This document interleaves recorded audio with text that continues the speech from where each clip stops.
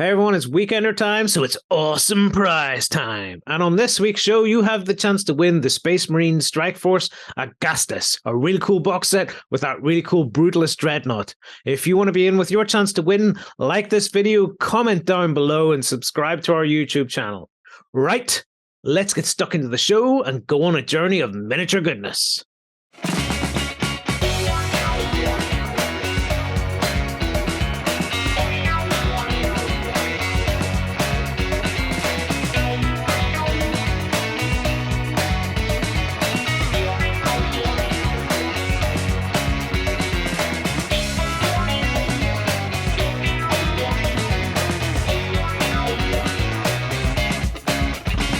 Hey everyone, welcome to the show.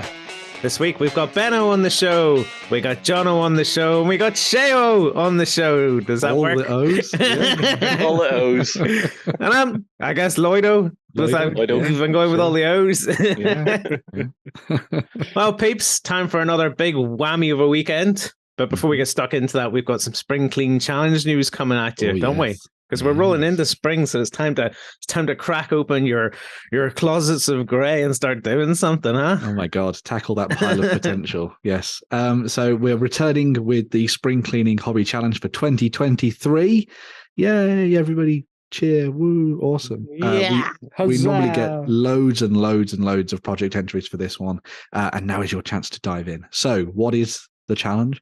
The idea of the challenge is that you're going to be looking into your archives, as Lloyd was saying, to try and find old and forgotten and unloved miniatures and giving them a spruce up, turning them into something glorious and beautiful. Old and forgotten, but no miniature's ever truly unloved. That's Are true, they? I suppose. Well, Until they hit the bin, I suppose. You need to ask Jerry about that. A bit iffy.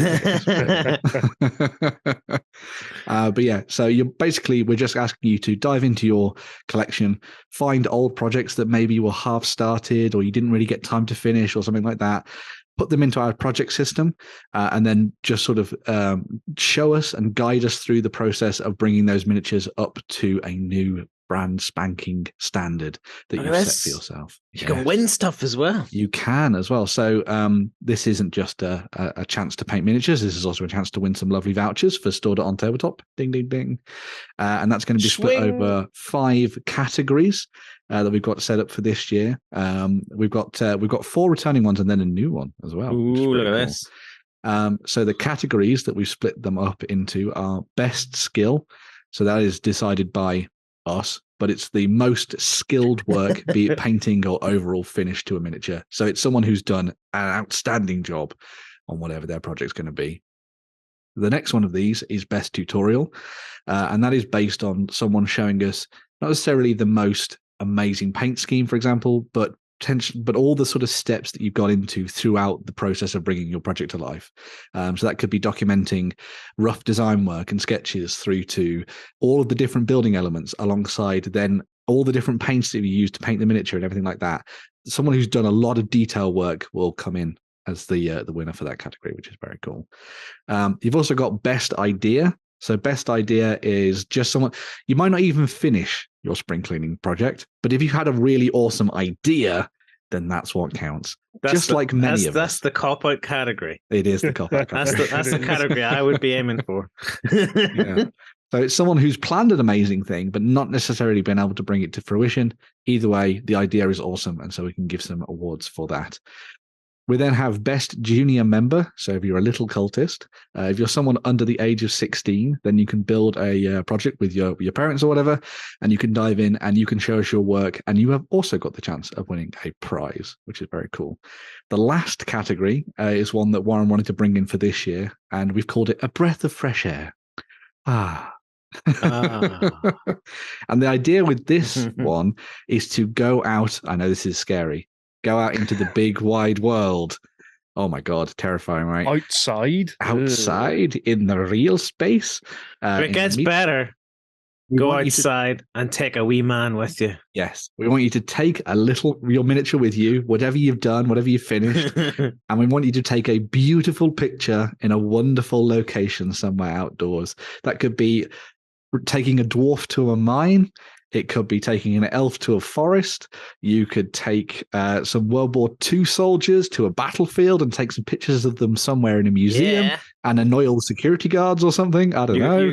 You could take a princess to Starbucks. You take, yeah. I guess. Oh wait, Yeah, that wouldn't count. Would that count? Can we do like spring stuff inside a shop? Look, I mean, it's spring, but I'm in a shop. It's outdoors, I guess. No, it's outdoors and then back indoors. Oh yeah, I suppose. Yeah, but yeah, so you'll find Crazy Guato doing that. Yes, I'm waiting for the unpainted models in pictures at B&Q. In the paint aisle. Yes, next to the swatches. Yeah. Yep. This was my idea to paint this, and I also left the house to show you. There we go. 2 categories at once. Right. But to clarify, we're looking for pretty pictures and like springside meadows meadows and shit like that, aren't we? Yes. Lovely, as you say, shit like that. There are 5 categories. The sort of overall decision will be down to us as to who the winners and runners up are for each of the categories. But we encourage you to dive in and tick all the little boxes in the projects for skill, tutorial idea, and that kind of thing, because that gives us a good guide as to what people have done, and that can kind of help people out. And so it's a nice community feel to everything at the same time, which is really cool. If you've never used the project system, it's here. Come on over to the website and just press this button here. Mm-hmm. And if you've made a free account, then you will see the project system. You will do. And then from there, it's just a simple case of following the steps in the link here and sort of clicking on the contest little drop-down menu there on the right when you build your project. There'll be some nice options in there, and there should be Spring Cleaning Challenge, Hobby Challenge 2023. Select that and it will be added into the mix. You'll also get some experience and some awesome stuff and an achievement and things for taking part, which is quite nice. But yeah, as we were saying, there are some prizes to give away for this. There's going to be 5 winners and then 5 runners up. The winners will get themselves a £75 voucher for store.ontabletop.com, which is pretty awesome. Sets you up for the next Spring Clean Challenge in 2024, clearly. And then there's also 5 £25 vouchers for the runners up in each of those categories, again, to spend on store.ontabletop.com. That's it. Paint your grey to win more grey. Exactly. That's the way to go. Yeah. So yeah, this is going to be running from now, essentially. The thing's going to be up. I mean, official springtime starts on the 20th of March, but you can get a head start over the weekend, get some planning in, I suppose. And it's going to be finishing on the 21st of June, which, who would have thought it, is the end of springtime. So dive in and get stuck in with us over the next couple of months and have some fun. It's really generous. 75 quid vouchers. Wow. We should have taken that money and bought John a taller stool. You're right there, down there, John. It can get worse. Get worse. Oh dear. All right, so well, there you go. 5 categories of in there. Come on over to ontabletop.com. Check out the post. There'll be a link down below in the description for those who are too lazy to take it off the screen. I can understand it's a big long link. So click that, come on over, get signed up to our project, get your grey out. Start painting, or just take a mini out into the big wide world. Do you have to paint a mini, or can you just take a regular mini you've painted then to the big world? If you were really arty and you wanted to take like a lovely grey miniature out and then take it in something moody, maybe that would be cool. And maybe you're making some statement about progression and painting and art. I don't know. You know, have fun. Oh, take a mini down to the lake and have it reflecting in its own pool. Oh my God! Yes, there we go. Yeah. What am I if not finished? Oh. Why am I not loved? Why have you never painted me? If I don't see at least a few entries like that, then I'll be disappointed. Now. You teased me. You demolded me. You took all the mold lines off but never painted me. Said half of Jerry's collection. That's very true. Yeah. Right. Speaking of Jerry, we have an indie of the week, but he's not here. He's not here. So are you responsible, Ben? Yeah, I got to run roughshod over everything that Jerry holds dear. You want to do your best, Jerry, there? Yes. Okay. So, welcome to Indie of the Week. Oh yes. Ooh. Tingles. That was buttery. Buttery or buttery biscuit base. But anyway, a lot of people will know that I quite like Mr. Joseph.A McCullough, who does Rangers of Shadow Deep and Frostgrave and all those other awesome games, Oathmark? Yeah, Oathmark and all that kind of stuff. Well, he does work for some bigger companies like Osprey, and he's worked with Modifius and a whole bunch of other people as well. But what's kind of cool about what he does is that a lot of the stuff that he then presents supplementary to what he's done as the main games doesn't tend to necessarily arrive on bigger sites like Modifius or Osprey and that kind of thing. And especially for one of his games, Rangers of Shadow Deep, he's actually done a lot of this stuff himself. And so what I thought was really cool is to dive into an indie of kind of an indie creator who also works with other bits and pieces. So we looked at Ash Barker last week, who's doing loads of stuff with Joseph at the same time. And I thought what would be kind of cool is to move along the sort of Blaster lineup and look at some of the other people who work on that magazine. And so I thought I'd dive into what Joseph has been offering up as part of his... Let's do this! Yes, so... I'm hyped! There's no minis! But there are no minis. There are all books. I'm hyped. For those who want minis, skip to the news. There we go. Yeah, fine, right. Okay. I know what this is cool. Okay. Right. So if you click on that first link, Lloyd, and you bring it up, you'll see kind of the stuff that Joseph's been doing. So he has put together an enormous array of both digital and written supplements for people who want to dive into his different games. As you can see here, I've also broken it down on some of the other links that I've got in the running. Yeah, see that. Well. Look at this. Here's one. Yeah. So one of the first ones I wanted to zoom in on is this one here. So Rangers of Shadow Deep is the game that we talked about a couple of years ago, actually. And it's a solo/cooperative game where you can play as Rangers of Shadow Deep, who would have thought it, who go out on adventures, a little bit kind of Middle-earthy vibes, but also a little witchery at the same time. And the initial first book came out and it was fantastic and everyone's had a lot of fun with it. I know Warren was really excited about what it offered. But what's really cool about what Joseph then did next is that he's basically expanded his story now. And so he started off with this one, which was Blood Moon, which, if you haven't guessed by the title, added werewolves into the mix. Sample gets to the introduction. Yeah. But he's now expanded that story throughout like 5, 6, 7 other books. You can see them all arrayed down at the bottom there. Yeah. And all of these continue to tell the expanding story of what's happening within Rangers of Shadow Deep and Alador and the world that he's created. And he's done all of this work alongside the artist that helped him with the initial run of the book, which I thought was really cool. So he's actually gone into a lot of detail of sort of bringing all of this to life and playing around with it and coming up with new mechanics and everything like that as well. So Barrett Stanley's done all the artwork. That's the name I was trying to fish out. But what you'll see with each of these is that they throw little interesting things into the mix. So, for example, with Blood Moon, you had werewolves. With the next one, which is the Temple of Madness, you had traps and you had interior locations and playing around with sort of dungeon delving mechanics. Where is it? Where's the Temple of Madness? If you go, oh no, maybe it's not called the Temple of Madness. Incinerator, that's the one. I think it's called that. No, Temple of Madness. There we go. There it is, in the middle. Where? The green one. The green one. There Where? Oh, here we go. My God, jeez. Jerry's so much easier to direct. And then with the menagerie, he threw monsters and all sorts of pets and things that you could throw into the game as well, which I thought was really nice. And he's very much expanded this to the point where each of these books is like a lovely little kind of role-playing tome of awesomeness. And what's always quite fun about these is that they've not necessarily come out with miniatures lines, because these have kind of all been done by McCullough and sort of and Stanley and stuff, but they've always come out at the same time as like maybe a few fun little miniatures from North Star, who've done a few little bits and pieces here and there to give like undead camels and that kind of stuff into the mix, which I thought was kind of nice. So essentially this first selection of stuff that's really cool about what McCullough's been doing is that if you want to dive into Rangers of Shadow Deep and you've been maybe looking at some of the books from Modifius and that kind of thing, this gives you an amazing opportunity to dive in and find loads of additional stories that he's been working on alongside it and continuing that tale. The latest one that he did is very much focused on kind of like finishing off this first big story and trying to rescue this prince and stuff. And it's been really fun seeing how it all comes together over the last little while. As well as a hell of a lot of them. Yes, yeah. There are. It's one of those games, once you dive into it, I think it becomes your kind of like lifestyle game that you will just play forever, especially when it comes to seeing what people have done on like Facebook groups and that kind of thing as well. In addition to the main books, there's also a fanzine that he worked on, which is called The Star of Alador, which is based around the fantasy world that he created. And again, this kind of dives into the idea of what he's been playing around with in terms of coming up with new and fun rules that maybe he couldn't fit into those expansion books. Do we have a link for that? There is underneath. It's the third link on the running order. Oh, third link.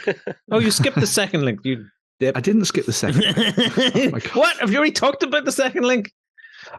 Click on that one. I can see your cursor. Click There's on that the second one. link. We talked about that. I need to show the picture then. There we go. Yes. So I'm just talking about that at this particular moment. It's almost as if you're not listening to me. But anyway, here's the official sort of fanzine that he did alongside Rangers of Shadow Deep, which is pretty cool, which you can go and dive into and have fun with. And hopefully this one will expand with additional stuff, but we'll talk about a little bit more about that later. Oh, so it's not this one.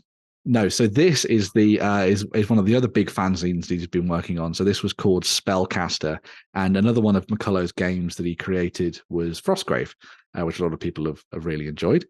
This does the same thing as what he's done with some of his other fanzines, like the Star of Alador, the one that we were just looking at there, where you can dive in and find loads of additional new rules for playing out awesome adventures and things like that. So, for example, in the first issue there, you get Knights and Templars.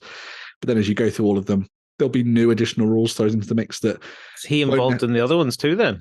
Yes, so he's done all of these and helped with all of them and brought them all to the tabletop, which I think is really cool. So if you're looking to expand Frostgrave in ways that maybe you haven't seen done in official supplements, this does that, which is really cool. And for example, there's nothing really about dragons in the official rules for Frostgrave, but then with Spellcaster, as we saw in that last issue, he did that and he threw dragons into the mix for you to have fun with, which was really nice. I had no idea there was a magazine. Yeah. This is why bringing this to everybody is such a cool idea. Yes, there are no miniatures, but this is kind of stuff that I think a lot of people will be really interested to dive into and have a look at, because a lot of people really like these games and they love what McCullough does. Anybody who skipped to the news has missed out. Idiots. But yeah, so the other thing that's really nice about these is that you can either get them in PDF or you can actually get a lot of them printed as well. So there's got like a print on demand, which is kind of cool if you want to dive into and have fun with that. There's also the link. There was another link to Grave Mutations I wanted to show off as well. Yeah, we got that. So I'm got you. I got you covered. Look at that. Yeah. So this was another one of the more recent supplements that came out. Well done, Lloyd. You're on brand. This is another one of the supplements that he did more recently that hasn't come out through Osprey, but was something that he wanted to work on himself, because he wasn't entirely sure that you'd be able to sell a book that just came with mutations in it. So he just decided to do it as a little indie project, as you can see here. Let's see how far the preview goes. Oh, we started the introduction this time. We started the introduction. So this is, as you might have guessed by the title, a set of mutations that you just roll on to see what happens to your weird characters. So maybe they get really big feet for hands, or they grow horns, or they turn into a tiger, and all these kind of things. So it's just a really cool little resource of kind of fun things for you to play around with. And I love the way I was scrolling past this picture and you say it completely the opposite way around. Really big feet for hands, but you got really big hands for feet. That's the thing with mutations. They can go. He's gone all everything everywhere all the time here, huh? Yes. Hot dog hands, yes.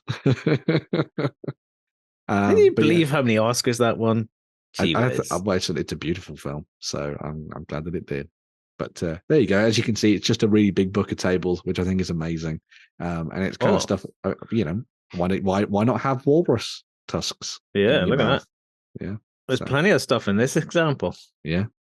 Is there any of the book that's not in the sample? We'll see if it gets to 100. Oh, it does. Well, even more than that. So. Look at that. Oh, so, big ears. The last one that I wanted to show off is the Old Bones one, which is his most recent sort of zine that he's put together. So this again has been designed to cover not just one game, but lots of them. And so he's put this together so that he can put in rules for essentially all of his games. So Rangers and Frostgrave and Stargrave and Ghost Archipelago and all those kind of games as well.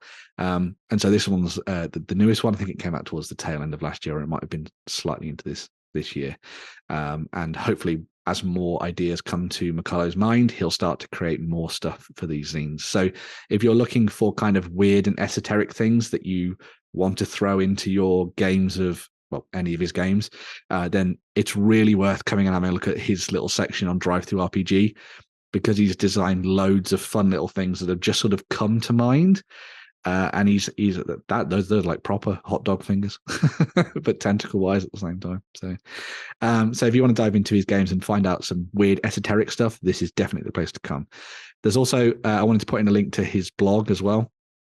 So McCullough has like a hobby blog where he talks about sometimes the design of what he's been working on, but he also just shows off some of the things that he's been painting and that kind of stuff as well. And so if you're looking to sort of delve a little bit into the mind of the creator, then it's fun to come and check out the Renaissance Troll, where he's been kind of breaking down all the things that he's been doing and playing and stuff like that. That's the latest of the supplements that he worked on there, as you can see. But he also has a penchant. There's a building. There's a particular building with a floor that's hidden. It's sort of halfway between two floors, and it's tiny. And there's a hole you can climb through, and then you can become John McCullough. Yeah. What? What? He's making a joke about being John Malkovich. Or Joseph McCullough. I want to make a John McCullough. Being Joseph McCullough. That would be interesting. That would be interesting. Yeah. But yeah, so if you're interested in looking at the design and stuff like that McCullough has been working on, definitely. Did that go over your head there, John? Because it wouldn't be difficult with how low down you are. There we go, getting it fixed. There you have it. Yes, that looks less dopey now than tiny little John. But yeah. So a little bit of a different one and a quick one this time around for Indie of the Week. But as I say, if you have any interest in any of McCullough's games, definitely go and check out his Drive-Thru RPG page, because, as I say, he's very much an indie creator in many regards and has been doing some amazing stuff. So go and have a look at it. Well, we go and catch up with the people who think they're cool and skip to the news. Yeah, let's do that. Coming to you from the center of Northwestern Europe. Covering board games, war games, card games, and all that you love. It's the news. All right, folks. So back for some news, as Lloyd has made me start things off here. Hello, cool kids. How are you? Did you miss us? It's as if I have to do everything around here. Anyway, right. So we're going to be starting off with the bonus of that is that I get to talk about all the things that I like, I suppose. So there we go. But yes, we're going to be starting things off in the news with a little bit of stuff from Blacksite Studios. So you might remember that they've been doing some really cool stuff over the last little while with Hamatsu, which is going to be their kind of samurai survival action game. But Don't Look Back is the kind of first game that they came out with, which was a really fun solo cooperative horror-based miniatures game. Well, it's going to be coming back to the tabletop with a new revamped second edition almost take on the game. Don't Look Back is back. Exactly, yes. So for anyone who hasn't heard of Don't Look Back, as I say, it's a cooperative miniatures game where you play as the final survivors in a horror movie. And everything they've done for it so far has been very much focused on the idea of those kind of VHS horrors from the kind of 80s and 90s, a little bit of early 2000s as well, with a bit of Scream and Ghostface and that kind of thing. And you play as this group of survivors who have to try and survive against a deadly horror that has been unleashed, that might be kind of Michael Myers, or as I was saying, Ghostface or something like that, chasing you around cabins and woods and in the streets of a city or inside a shopping mall or something like that. Games are played out on small 2x2 tables, which is really cool, and they've created really awesome miniatures and terrain for it as well. These are the new revamped kind of survivor hero miniatures that they've been working on. So it's a lot of the old cast of characters and then a couple of new ones as well. Don't ask me which ones are new. I can't remember. But yeah, so they've thrown some really fun new work into the sculpts for this, using a lot of the things that they've learned from sculpting for their other games as well. But they've also got, of course, creepy villains. So you have like Ethan DeGraw there, which might be a kind of an interesting fit for people who've maybe played a little bit of Resident Evil and kind of remember some of the big, strange doctor characters and stuff in there that are sort of wandering around with their big mutations and stuff. Either that or this guy's got a really, really bad case of gout that has affected his leg, but there we go. I see he's got big everywhere, almost. Well, yes. That's why the shirt hangs just but yeah, so they've also got some returning characters as well. So Boxcar Willie, who was featured in the first version of the game, the first edition, is back. Of course, there's got to be a sequel where the slasher comes back into the action, and you're going to be getting a new miniature and a new set and all that kind of stuff. Dungarees. I should Dungarees are only worn by dungarees. evil people. That's what. You take exception to that. I'm getting to that age where I might be able to pull dungarees off. I mean, I think to be fair, I think dungarees actually are kind of cool. I mean, they're a bit annoying when you need to go to the toilet, but other than that, it's. Oh yeah. Do you not get a pair with the tactical flap? Oh yeah, the tactical flap. We should definitely remember that. Yeah. As well as the miniatures, they're also working on some new terrain as well. So they've got this new ranger station, which just seems perfect for all those kind of old school, kind of classic slasher movies. Maybe a little bit kind of Jason and that kind of thing, Friday the 13th and stuff, where you're being chased around camps and you're swimming lovingly in the water and you're like, oh, I'm having such a lovely time. My sexuality, oh, wonderful. Oh no, a deadly killer is chasing me. I shouldn't have had sex with John. Oh God. Oh no. Well, there we go. Be pure. That's what they say. Have you not watched Scream? Jesus. That's a very unrealistic scenario you've just come up with. Oh, okay. Yeah. Yeah, imagine wanting to have sex with John. Which John have we thought about? Anyway, right, before I blush anymore. So yes, let's, as I say, this is going to be coming to the Tabletop with a new book, and there's going to be some new starter set content and all that kind of thing is coming as well. As I say, the really nice thing about this is that it plays out. What's in the video? It plays out on very, very small tabletops that are, as I say, like 2x2, 3x3. So you can pack them with terrain, and as you can see there, Blacksite do some really nice bits and pieces for it, and just have a lot of fun with it. One of the things that they've talked about with the game is that they've kind of tried to kind of freshen up a few of the mechanics and stuff, and play around with the kind of wording of things. So it's a little less obtuse when it comes to things mechanically. So when you're diving in to have a little bit of fun with the game, it should be nice and easy to sort of enjoy it and stuff. The only sticking point is that the stuff from Blacksite tends to take a little bit of a while to get across from the States, but fingers crossed we're going to be seeing some more retailers helping out to try and get Don't Look Back over here in the UK and Europe a little easier for you to dive into and have fun with. But yeah, can't wait to see what they do with this. I like the way one of them's gone down for the horror look. Like, he literally looks like he's going to the depths of hell backwards. I also low-key need his t-shirt. Yeah. But yeah, hopefully this will be hitting retail very, very soon. They're going to be doing their little pre-order period in the next couple of weeks and things, but definitely go and check this out. If you like horror and you like the idea of cooperative miniature gaming, I think this is definitely one to have a look at. So there we go. Very cool. Moving on from horror, we're going to be moving into the realm of sci-fi, because we've got some new sets coming up for Dropzone Commander. TT Combat have been working away at kind of making the game more accessible for a lot of people, and they've had starter sets and stuff in the past, but the newest collection of things that they've been working on are the armor battle groups. So there are new battle groups for both the for the PHR, the Resistance, the Scourge, the Shaltari, and the UCM. So everybody.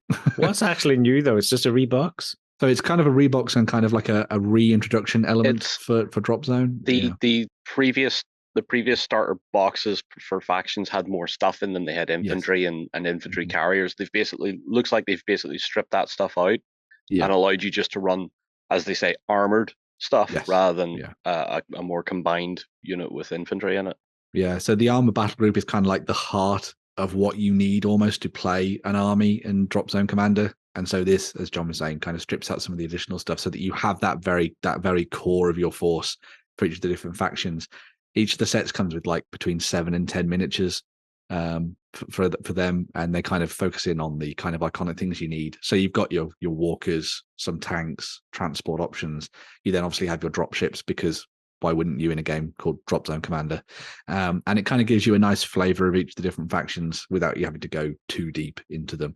These will also be very good if you're trying to look at kind of expanding one of your existing forces. So maybe if you did buy into one of the starter sets with the UCM and the Scourge, for example, then these would be a nice little kind of like bonus sort of bolt on to what you've already got, which is kind of cool.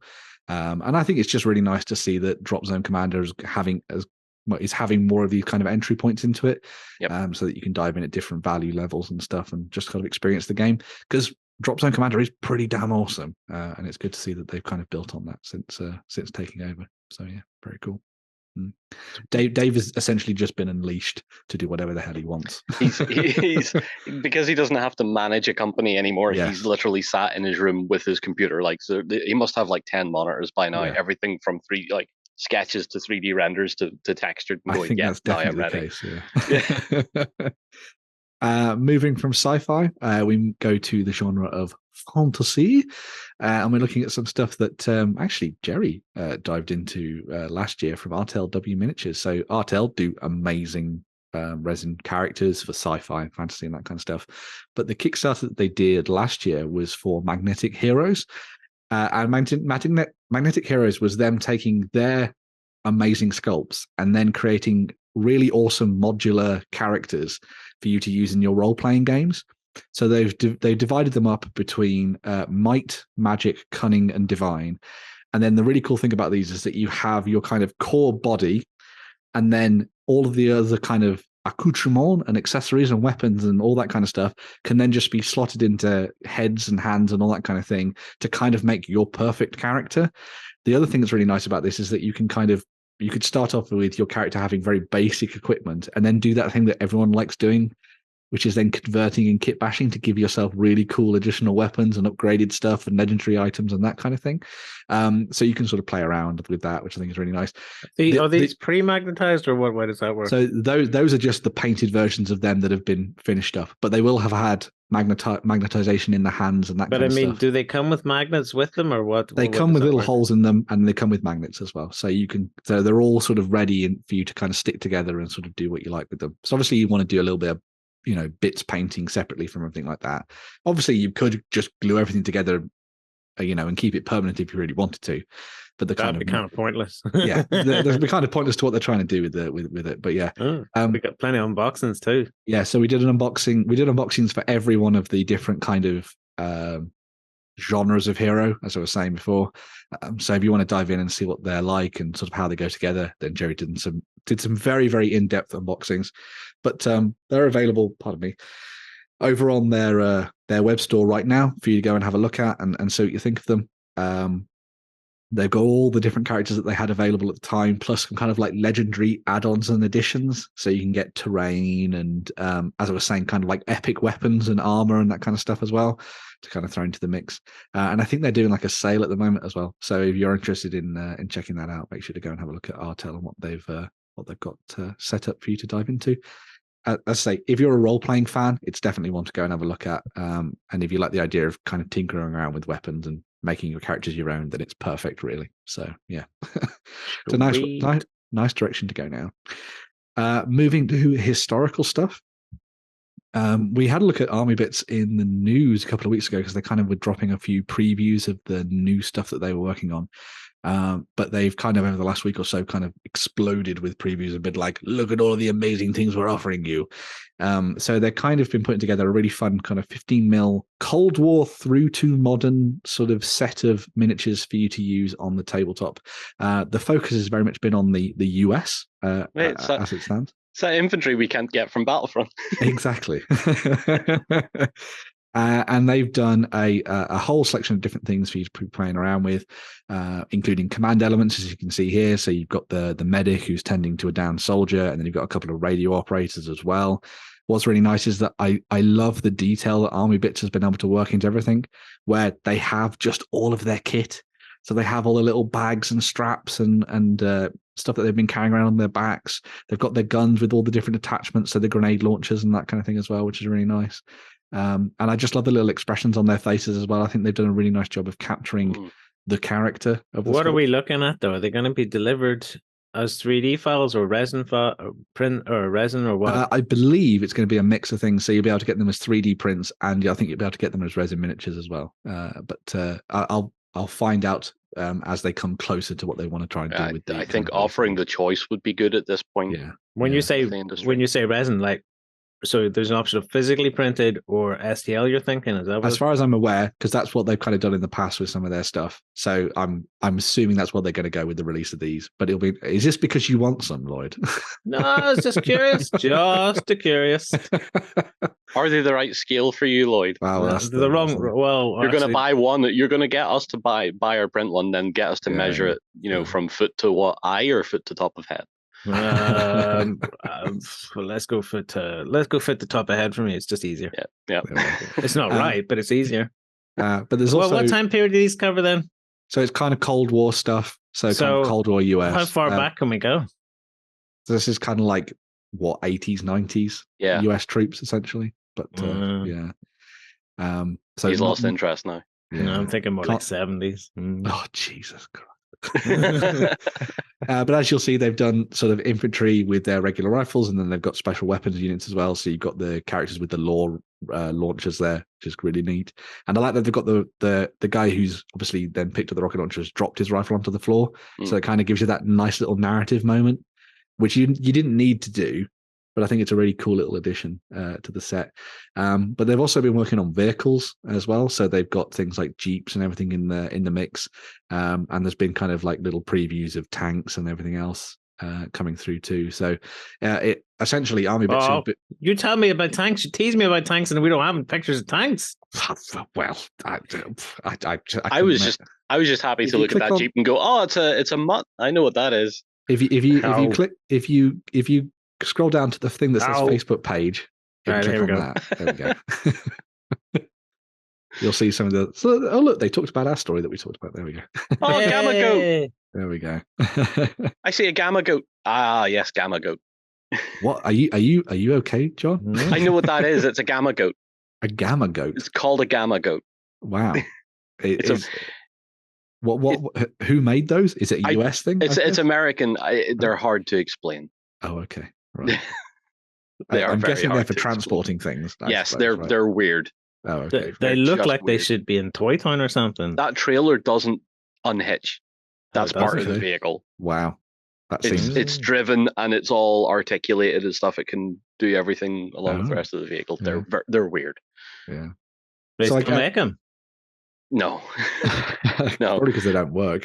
An M68 too. Yeah, with all of the additional armor on the turret. Or is it an A3? It could be an A3. It's an A3. I'm going to defer to your historical knowledge. It's a stab in the dark when it's Cold War for me. Nobody wants these anymore. Nope. We'll see how shite they are. Nobody wants them. Hey, man. Yeah, they've done a whole host of different things, as you can see, with all the different special weapons and that kind of thing. So if you're looking to try and fight out kind of Cold War through to additional sort of Gulf War stuff, this would be pretty awesome as an option, I think. So there we go. Printer testing away. There we go. we shall see where they go with that. They've got their own web store, which maybe we might look at in the future as an indie of the week. Actually, I like the proportions of the men too. They look nice. Yes. Very similar to the Flames Team Yankee style infantry. That sort of more enhanced proportions. Yeah, I think it's very cool. And yeah, I'm sure people are going to be buying big armies of those, as we saw. Moving on to next thing. This one's a little bit speculative, I guess. Because the news for Games Workshop this week was kind of stuff that we saw last week. So I was like, why would we talk about that again? And then the Dante thing happened. But, less said about that, the better. But there have been some teasers. Hey, we're matching T-shirts today. We do. Yeah. Except mine has a UK Games Expo. Mine has a UK Games Expo. Twinsies. Anyway. Hey, Shay, we're both wearing hats. Yay! But Games Workshop at the start of this week put out a teaser that was quite obviously a Tyranid. This one. That's the teaser. Yeah. Yep. That's a Tyranid for sure. That's a Tyranid.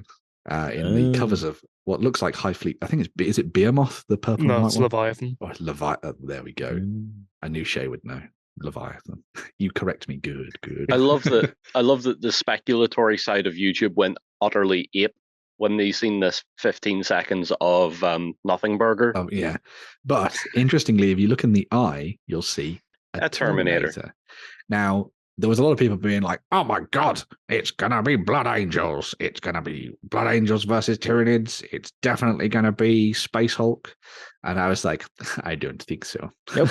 It's definitely more 10th edition. Yeah, it's the Fifth Element universe getting rolled into 40K. What? It totally is. Look how orange that guy is. Oh, well, oh God. Hefe, more light! But if you look closely at the Terminator, and you also then look at the image that was shared, and there was also another little bit of teaser, it's got a white helmet and what looks like blue armor.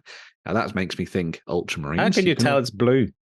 Because if you look at it's got an orange filter over it because of the eye. But if you look at the tint of it, and you also look at his right shoulder pad, you'll see that he's got a Ultra symbol. Oh, that would be a giveaway then, wouldn't it? So I'm thinking, as you were saying, John, this is definitely going to be them focusing something towards 10th edition, because everyone's been saying, well, I say everyone, Valrak has been saying that the 10th edition box set is going to be Space Marines versus Tyranids. And as far as we're aware, it's probably what the good is going to be, as all the other rumors on the internet. Valrak is generally right more than he's wrong. And it would make sense for the Marines in that set to not be tied to a particular faction, a particular chapter, like the Dark Angels or the Blood Angels, because then that means that only people who like Blood Angels are going to go and pick up that box, because that's just the way that people's minds work. If you make them Ultramarines, well, suddenly that's the poster boys of the Imperium. They can be anybody, just like they did with the Necron set. And so hopefully we're going to be seeing some new kind of up Primaris-themed Terminators going up against the entire new range of Tyranids. Would be kind of cool. I've seen a couple of channels talking, like Discourse and stuff, talking about it, saying there's some speculation that the Firstborn Marines aren't going to survive till 11th edition. I would imagine. I think 10th might be the last hurrah for the Firstborn Marines, and everything is going to get Primaris-ified. Yeah. I don't care, because realistic proportion Space Marines, like the Guard, the Sisters, and the Primaris all scale so wonderfully now. Like they all look great together. So so it just makes sense, I think. Yeah. The other thing that's coming out, there was a teaser that was leaked that shouldn't have gone out, that then appeared on Reddit, which showed the kind of opposite side of it, which was a Terminator in white and blue armor. So obviously it was Ultramarines. And this is kind of focusing everyone towards the kind of Adepticon releases, maybe a little bit of Warhammer Fest in next month, where they should be dropping a lot more information on this. The other big thing of it, and hopefully this will be something that Shay will be looking into potentially, is that they're going to be doing a range refresh of the Tyranids. So we're going to be getting new models for all of that. New sailors, hopefully. Yeah. Oh, fingers crossed. They're badly needed. Yeah. But when are we going to get the Henry Cavill Marines? That's my question too. I want an army of little Henry Cavills. All right, Henry, are you ready? You ready, Henry? Watch out, Henry. It exists. It's custodies. I don't doubt that they'll probably do like a. Does anybody sell a Henry head? I bet someone. There's bound to be. You can just buy a load of them and stick them on all your Marines. Yeah. So all of your Marines, Henry underneath the helmet. Oh yeah. It's the best. The best teams seem to be using. None of my Marines wear helmets. Why? Look closer. Why would they when they look like this? But the Necrons in 9th edition were the ones that got their massive range refresh, where even the basic Necron warriors got turned into new kits and that kind of stuff. It was a whole new range. Like everything got replaced, basically. Yeah, and it makes sense in my mind. And obviously the minds of a lot of other people, that the Tyranids are going to be the one to get that next, because as you were saying, Shay, and things like the Gene Stealers have not been changed for a very long time. They don't need change. There's nothing wrong with a Gene Stealer. They're awful. Jay, tell them. They are genuinely terrible. Why? They are mold line central of them, and I've hated every single one of them. See, Lloyd, you've been outvoted. This is a democracy. But it'll be very interesting to see where they go with this. Stick some crude heads on them if you're bored of them. Well, and make crudy Gene Stealers. How are your recruit going, Lloyd? Have you done anything with them yet? Slowly. No. I built some. I painted a test one. You just weren't here for it, I don't think. Patiently, yeah. I'm not allowed on XLBS. There are a couple of other ideas. Hold on a minute. You little twat. You look, they're all built. Look. There are a couple of other things that this could be. Maybe we're going to be seeing something for Kill Team, or maybe a boarding action set or something like that. But I think that a lot of the kind of portents are pointing towards this being something big for 10th edition and that kind of There's thing. more links here. Do you want them, Ben? Yeah. Well, the only reason I put the third link in there was so we could kind of show off the old range of miniatures. We haven't gone over the extra teaser. That was the Reddit link that I talked about that you were meant to click on, and you didn't listen to me. I thought you were just having a jibber jabber. Oh my god! Here, there you go. It's almost as if Jerry reads my running orders. Oh, it's so loud! Ah, how do I turn it down? It is blue. It's okay. We can't hear it. So. We can't hear it. Yeah. There you it's go. Only you getting deafened. But yeah, so we got to see the other side of things, which was the Terminator. Ooh.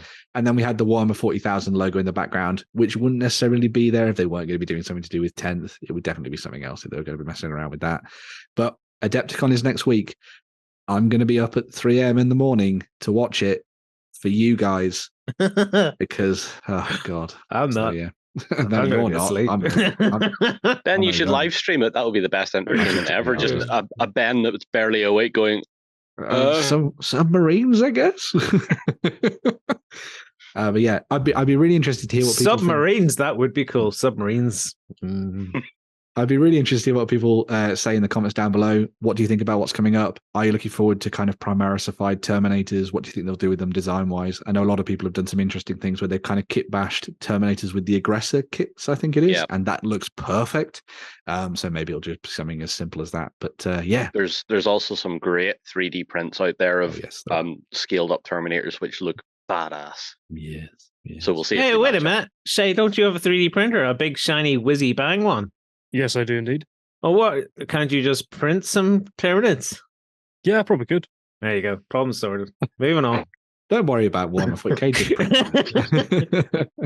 There we go. A speculative one, but there we go. Maybe a good opportunity to comment down below and win that prize. Ding ding ding. Oh yes, Agastus. Swing. Boom. So yeah. Oh look, Ben. Matching t-shirts. I like your t-shirt. There we go. But yes, there we go. Boom. News done.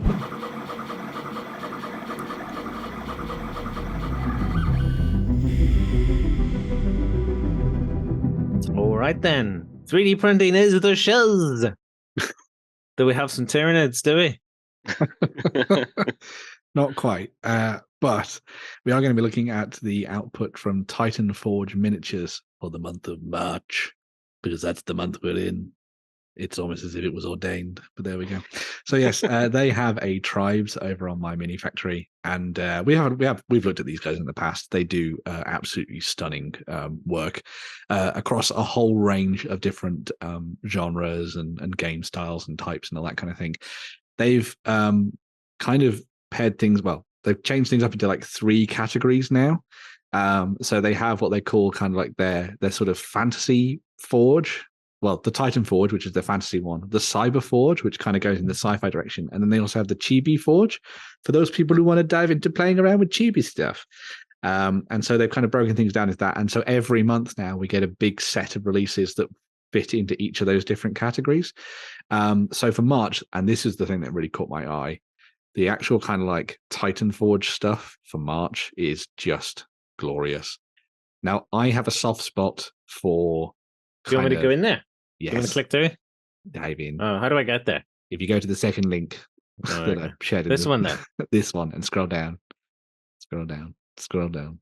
There we go. Click on those images and bring them forth. Oh, so this was what really got my... So I have a little bit of a soft spot for kind of Warforged. And so when it was really awesome seeing the stuff that they put together for this, because they have done a huge array of different pieces. So that stuff on the left is kind of like a big automaton kind of Warforged-y style steampunk fantasy army, which comes with all sorts of different Warforged doing amazing things. So you have your kind of core infantry, you have your elite troops, you have like big steampunky dragons, and all sorts of things like that. A lot of the stuff that Titan Forge does kind of fits into that kind of wheelhouse of being useful for things like Age of Sigmar, or we could use it as alternative stuff for Warhammer and the Ninth Age, pardon me, and stuff as well. But then they've also got all sorts of other bits and pieces that they've thrown into the mix. So you've got lots of RPG miniatures and monsters and that kind of stuff too. Do Titan Forge still do physical box sets, or are they just doing 3D? I don't know actually. I know that they used to have some really cool dwarves. Yeah, that's the same Titan Forge. Yeah, it is the same Titan Forge. Yeah, I think they've moved primarily to 3D printed because they did their big 3D printable game called Bloodfields, where everything was printable. So I think that's kind of where they're kind of sticking they're wheeling that rut at the moment and sort of running that way. But as you can see, there's loads of amazing bits and pieces that they've been working on for this for the month of March, and sort of bringing lots of different characters together and things that kind of fit into all sorts of weird sort of avenues as well. So you've got things like spaceships and monsters and everything else now too, which is quite nice. I think as you scroll through there, you actually see some of them sort of like up close. Oh, it's gone chibi. Yes, because of course there's the chibi stuff as well. Yeah. So if you keep just going through the gallery, I'm going through it. So that's the chibi stuff that they've been working on. And then here we can see some of the stuff for that's kind of more focused in on what they've been working on over the last little while. So there's your kind of big steampunky, sort of magically mechanical dragon, which I think is absolutely phenomenal. And would definitely be the way that I go if I was trying to kind of build up my own kind of like city-states army. I think that would be kind of cool. So going kind of Mortal Realms, Age of Sigmar, using this to kind of be like Stormcast Eternals, but not kind of thing. I'd be really worried if I was that dragon rider. Oh, yes. Looking down, there's 3 cogs lying on the ground. You'd be like, oh crap, where are they from? Which bit of this isn't working now? Like an IKEA build, yeah. But yeah, as you scroll through that, you'll see some of the other bits and pieces they've been working on. So just power through, essentially. The really. cog dilemma again. Yeah. His cogs fell off him. Like, how cool is that? It's kind of lost his cog. Yeah, he's lost his cogs in an inappropriate place as well. But there we go. The other thing that's really quite nice about that is that I kind of like the idea of using them as kind of something a little sci-fantasy as well, because they've got that kind of vibe that they don't necessarily have to fit into a fantasy world. You could use them as kind of like your sci-fi army at the same time, and just sort of play around with them, kind of as if they kind of fit into that kind of weird house that you get for, I guess, 40K really, where it's kind of like swords and sorcery, but it's also guns at the same time, which would kind of make sense in my mind. But yeah, some really nice bits and pieces in there. I especially like that they did all this rank and file stuff as well, so that you're not just kind of limited to a set of characters or something that you then have to kind of fit into an army. They've basically gone and done, well, we'll just do everything. You can get your hands on all of the forces that you'll need. We're playing around on the tabletop, and yeah, I think they're great. Kind of sweet, actually. Kind of sweet. Yeah. And especially for someone who has a 3D printer, Shay, these might end up being sent as files to Shay to print, maybe. Pay for services rendered over there. Yeah, I mean, at the minute, I think only my printer is doing anything. So. But it's not doing anything, wargaming. Oh, well, there we go. Well, yeah. But yeah, so this is some of their kind of RPG stuff. So you had some heroes there. This is their sort of rust monster thing. So probably quite terrible to put against, well, actually very good to put up against that army that we were just looking at, which is kind of made entirely of mechanical people. But yeah, then you've got things like golems and that kind of stuff as well thrown into the mix. So if you're looking to kind of spice up your dungeons, with some fun bits and pieces you can do, and then you've got weird stuff like that, like a massive, huge floating citadel, essentially. So if you wanted to go down the Sky Pirate route, you got that going for you as well. So it's quite nice. Possibly inspired potentially by what's been happening in Critical Role for anyone who's been watching that recently. Lots of Sky Pirate-y adventures in that. But yeah, so pretty much done everything that you need for your kind of fantasy armies, and then as we were looking at as well, they've done sci-fi and chibi and all sorts of other bits and pieces as well. Yeah, so kind of weird Cthulhu-y style investigators, but in the future for their sci-fi picks for this time around, which I thought was quite fun. Space Cthulhu. Space Cthulhu, yeah. Because the old ones didn't just exist in the 20s. It looks pretty Cthulhu to me. Uh-huh. Very good. Very good.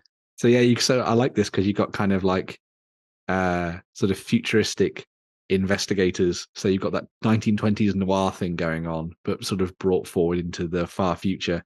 And you've got lots of little different bits and pieces there. There's some poor sods trapped in VR. Yes. I've had enough. Let me out. It won't get off. Yeah, that is the fate of us all eventually, I guess. But yeah, could also use them, I suppose, actually as kind of like cyber psychos in your cyberpunk games too, if you really wanted to, or as what are they called in 40K? The guys that have been turned into essentially killers, assassin killer robot things. Arcoflagellant or something. Yeah, Arcoflagellants. That's the ones. Yes, they'd be kind of cool for those as well if you wanted to go down that route. But yeah, you know, who would have thought it? You know, a big Cthulhu-y demon from the far future stomping around in sort of a neon-drenched city, rather than simply the streetlights of Chicago or something like that. But yeah, very cool indeed. What's with the pixely look? I think it's. I don't know if it's kind of baked in texture to the bust because they've tried to make it bigger, or if it's just some weird thing with the photo, maybe. But no, they've clearly put that up on purpose. Yeah. No, look at the next one. The next one's smooth. Yes, is it smooth? Oh, was it a cyberspace? Does it rotate? I think they're just saying. It's just like a digital version or something. Like just I see. I see. Make it look. You could make that look like a hologram kind of thing. Oh my god. That's cool. That took us way too long to figure out. Yeah. If only we'd been reading. Sleeping on the job. Oh, I like the little short ones. The little kind of like cyber imp demon things. Yeah. Kind of cool. Could see those being used as some kind of alternative chaos force on the tabletop. If Doom was a 40k army. Well, yeah. Pretty much. That wraps it up, yeah. Yeah. Look at them. Oh. We just want to show you love and then eat your heart. And spaceships and all sorts of things as well, yeah. Some diorama bits and terrain and that kind of thing as well. Oh, that's kind of messed up. Yeah. That's very Ghost in the Shell.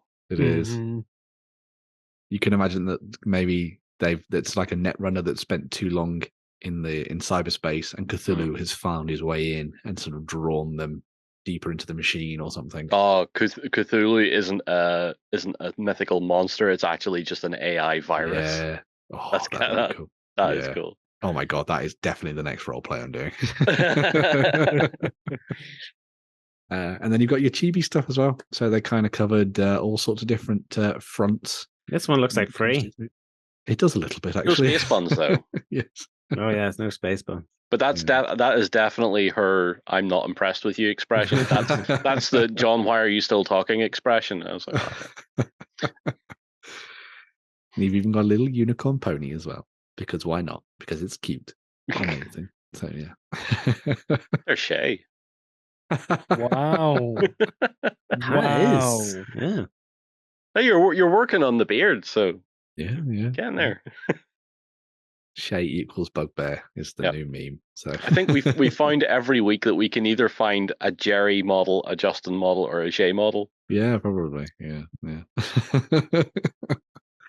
But yeah, some awesome stuff there from Titan Forge. As I say, they do stuff every month. We're just kind of focusing in on what they've been releasing for the month of March this year.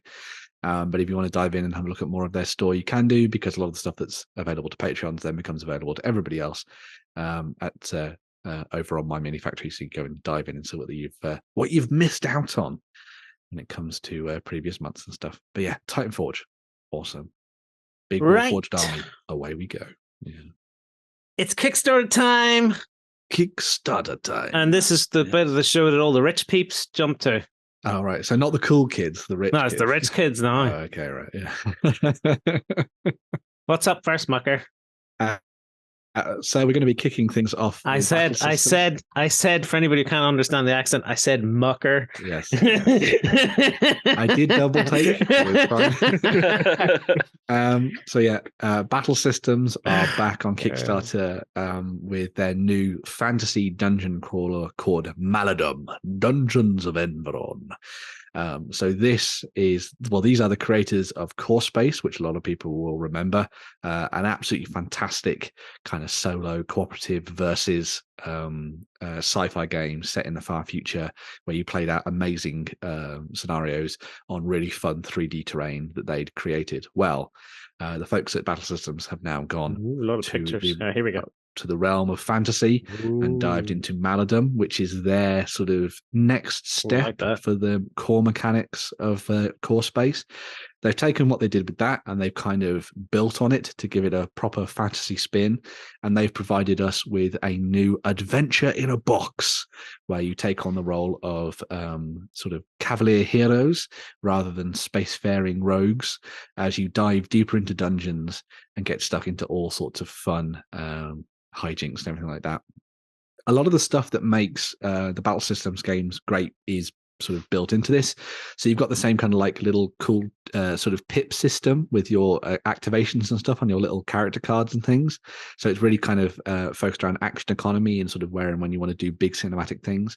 But then you've also got all the other bits and pieces. So when you're searching things, you are literally searching things. So there'll be tokens in the boxes that you'll have to open up the chests and you'll have to find what weapons are inside and that kind of thing, which is really nice. The thing that they've done with Maladum, though, is that they've taken what they were doing with Core Space and kind of built up this huge, now sort of long-running campaign that's all contained within the one big box that you get. So you can play one-off if you want to, but the whole purpose of this is to kind of dive into it as kind of like a Gloomhaven-y sort of Descent style affair, where you'll play through linked scenarios where everything that you do in one of them will affect what happens in the next one. So, for example, in one of the Let's Plays that Jerry was in, I think it was this week, was it? I think it was this week. Was this week? I think so. Time is the rules. You can download the rules for a wee peek. Okay. Oh, where did they go? I got a link to the rules. Where did they go? I think down in a... I don't know. Where he was delving down into a dungeon to try and switch it's a rules article. Free rules download. Oh, here we go. I clicked the wrong thing. Back in business. Professional. Professional, yes. Where he was diving into sort of a sewer where he had to kind of switch a bunch of levers and things to save the town. And that the sort of what he did there would sort of link into what happened in future scenarios and that kind of thing as well, which I thought was really nice. The first video we did was from a couple of weeks ago, was actually like a big how to play. So we kind of broke it down into different sections so that you could sort of learn about particular elements of the rule book as you're reading it through it maybe, and see how it plays out in reality. So if you want to get like a proper big kind of guided tour of the rules for Maladum, and I definitely recommend going to watch that first video, which is actually linked on the Kickstarter page for you to go and have a look at. And I think a lot of people have already dived into. Oh, is it? As well. We didn't even get that far. I was too busy looking at it. It was because there's so much stuff on here. So as I said, the actual Maladum Dungeons of Enveron box set comes with everything you need to play the game. So you get all of your hero miniatures in plastic, you get all of your villains, so you got all your monsters, your kind of undead revenants and that kind of thing. But then you also get that absolutely stunning 3D dungeon terrain set that is entirely modular and can be built in different ways. I love it. You're getting all excited about the 3D stuff just as I'm getting excited about, a rollout mat. Battle Systems have been doing really nice kind of cardboard terrain for a very long time now, and they've really nailed the approach to all of this. They've done really nice sets of fancy stuff, kind of outdoors environments as well, kind of like Skyrim style sort of landscapes and that kind of thing. But this kind of goes back to their roots and has kind of been developed to give you a really fun sort of dungeon setup. As I say, everything that you need to play the campaign comes in that one box. So in addition to all of the cool stretch goals and things like that, you'll still only have to buy just the core set if you want to play the game and have fun with it, which I think is really nice. The other thing that's really cool about this Kickstarter is that they know that not everybody wants to play Maladum. A lot of people just want the terrain. And so they've put a pledge together where you get all of the terrain. And then there are separate stretch goals, which are adding more furniture into that as well, which I think is really nice. So maybe if you are just playing Dungeons and Dragons or Pathfinder or Warhammer Fantasy Roleplay or whatever, you can just pick up the terrain bundle and use that as your kind of entry point into what battle systems are offering, which I think is really nice. Or as you can see there, you can combine the two and have even more. Because why wouldn't you want bigger dungeons, I guess? But yeah, really fun concept, really cool idea. It's definitely worth diving in and watching how to play. Give it a shot. I got some more vids here too. Plenty of vids. Yeah, so there's plenty of vids from a bunch of other creators as well. I think T&G have helped out with it as well, which is quite nice. And there's more stuff. Obviously, as Lloyd was showing, you can download the rulebook and have a look at that. Swing, which is cool. And just see what you think of the game. As I say, if you liked Core Space, this seems like a natural way for you to go to pick up your next game from Battle Systems.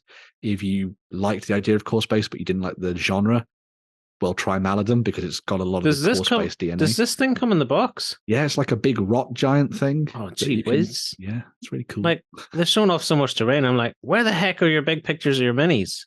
Alas, there are less big pictures of miniatures, but yeah. you scrolled past the miniature part. Yeah, but they were all tiny. So I'm like, look, where's your big pictures of your minis? Show your minis. I think we all know what they're more proud of. They're just doing it to taunt you, though, Lloyd. Yeah, they know that you need big pictures. So yeah, that's the way it is, unfortunately. But maybe they'll hear this and they'll put some big pictures. Here we go. Scroll down. Look, there's some bigger pictures. There you go. Yeah. So you know how maybe you don't know, but you know how in Core Space your kind of enemy was always the kind of robots that would would find their way onto the ship, or they'd find their way into the market and they'd start hunting you down while you were going up against a rival band.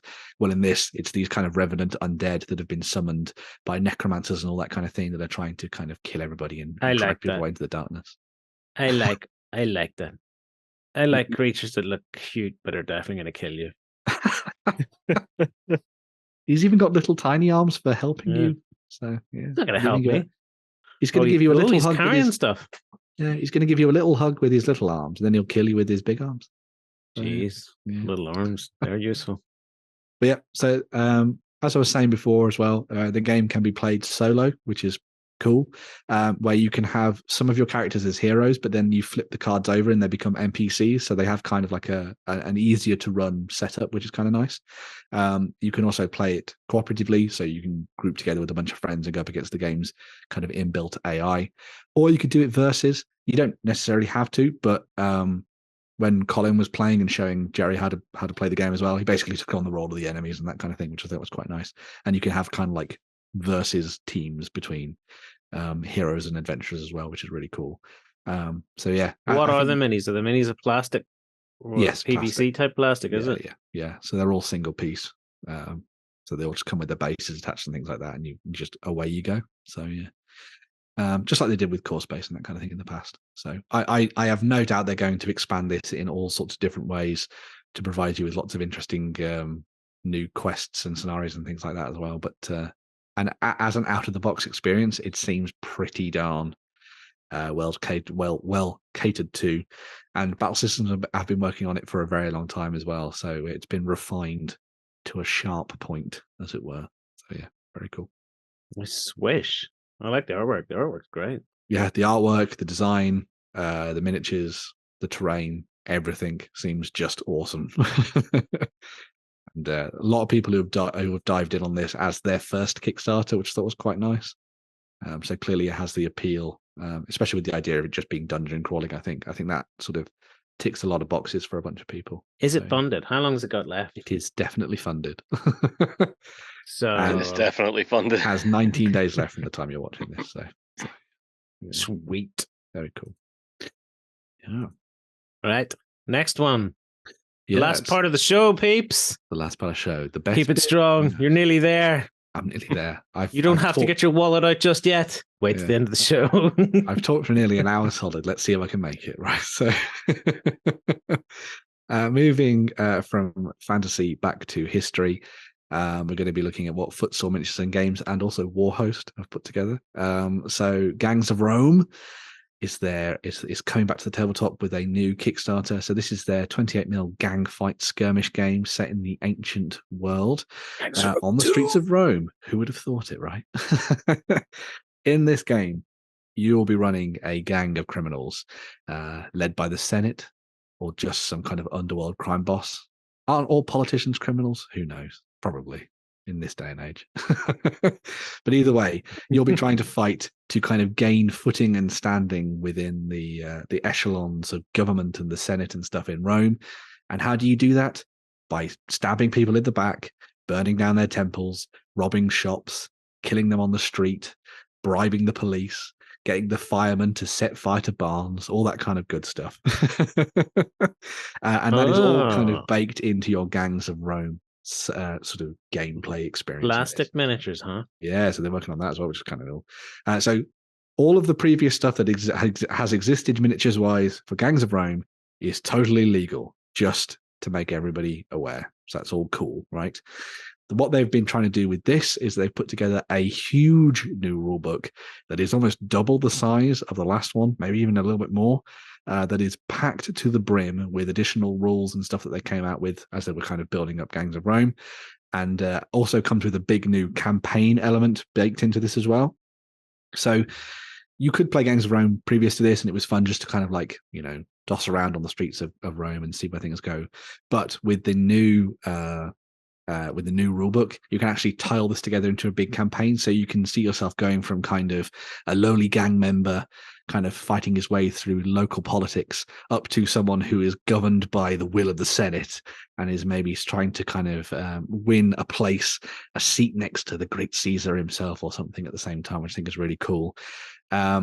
The actual mechanics of the game are pretty fun and quick and interesting as well to dive into. It's all you have a small set of models, maybe 5 or 6 models per side. Then you've got a little bag that you draw tokens from, and that allows you to activate different units. When you activate them, you kind of plan what they're going to do, and then you roll dice to see if they actually succeed in that. So you might be like, right, I'm going to run and then leap across here and then strangle this guy and throw him off a building. Well, then you roll your dice sort of akin to the skill that you're using for that, and then you see if you follow it through to the end. What's then really nice about this is that it has like a really nice cinematic feel to it, and you can do all that kind of cool stuff. So in the demo game they showed, there's a lot of fighting on top of kind of like scaffolding, where they're literally picking people up and chucking them off into the crowds of people down below, because then the mobs turn on them and then start kicking them to death, a little bit like Blood Bowl or something, which I thought was really cool. And they've kind of baked everything into that. The other thing I mentioned mobs there as well. The game actually comes with these larger bases which contain like a bunch of just sort of normal townsfolk that are walking around. There you go, the mob.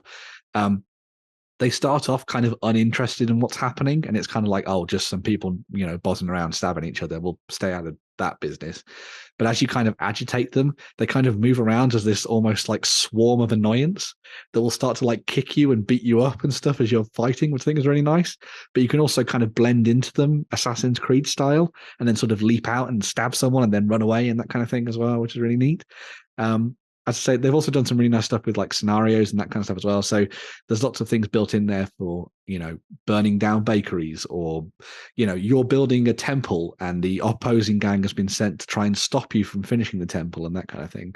And the miniatures themselves are stunning as they all want to be from the folks at Footsore as well. So yeah. Can we then play the People's Front of Judea against the Judeans People Front?